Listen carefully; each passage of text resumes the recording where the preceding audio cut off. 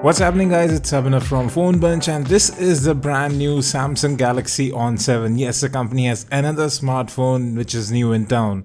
Now this comes with 4G LTE support. You have the Snapdragon 410 quad-core processor here, 2 gigs of RAM, 16 gigs of storage, and it should be priced somewhere around 11,000 rupees. You also get a 13 megapixel rear, 5 megapixel front camera, and a 5.5-inch 720p TFT display. Now the specs are pretty much similar to last gen Galaxy On7, but yes, you get more memory and more storage along with Android Marshmallow. Now inside the box you get the phone itself, you get some quick start guide, you can see the SAR notification right up top, you get the generic Samsung headset in there as well. Next up you have the 3000 mAh battery, which is always nice to see. And then you also get a 1 amp USB wall charger, so no fast charging, and you have the micro USB data syncing and charging cable there as well. So that's everything you get in the box of the Samsung Galaxy On7 Pro. Now you also have the new On5 Pro, which we'll be taking a look later on. So let's remove all these covers and I'll just show you the design of the smartphone. It does look pretty similar to the last gen On7. The back cover in itself is slightly flimsy, but when on the phone it is pretty solid. Now you get two separate SIM card slots and a separate micro SD card slot. No hybrid business over here. You have 4G with VoLTE support as well.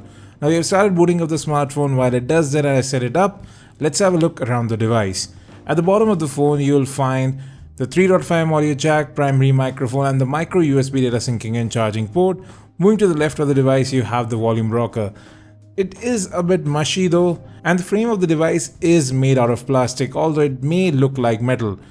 And the build quality is just about okay. At the top of the phone it's absolutely clear, and on the right you have the power lock and a lock button, which again is a bit mushy. Now unlike the Galaxy J7, the build here really doesn't feel that assuring. It just feels a bit slippery as well.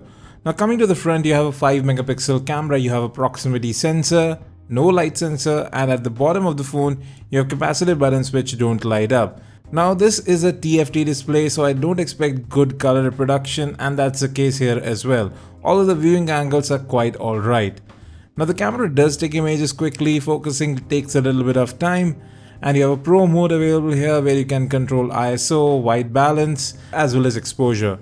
Now we will be testing this camera out later on. The good thing here is that you can record 1080p videos with it. Now let's get to software. It's really good to see that Samsung is launching most of its new smartphones, including the J2, with Android Marshmallow right out of the box. Not much bloatware on the device, you have 16 gigs of storage anyways. The home button again, while using it, does feel a lot mushier than before. Well, you can press it twice to open up the camera app, I just forgot to tell you. Now, as I was saying, Android 6.0.1, and you have June security patch pre-installed, and you will be getting an update to the latest security patches as well. Now, as I was saying, out of 16 gigs of storage, you'll get about 10.5 gigs, and well, USB OTG is also supported here.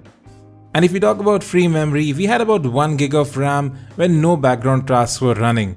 Then you have one neat feature, one-handed mode. So you just triple tap the home button, you get into this mode, you triple tap it again, you get out of it. It's actually very simple and does work out quite well too. Then you can also adjust the keypad to be used in one-handed mode. This is actually quite neat. You can even customize the keyboard to do that.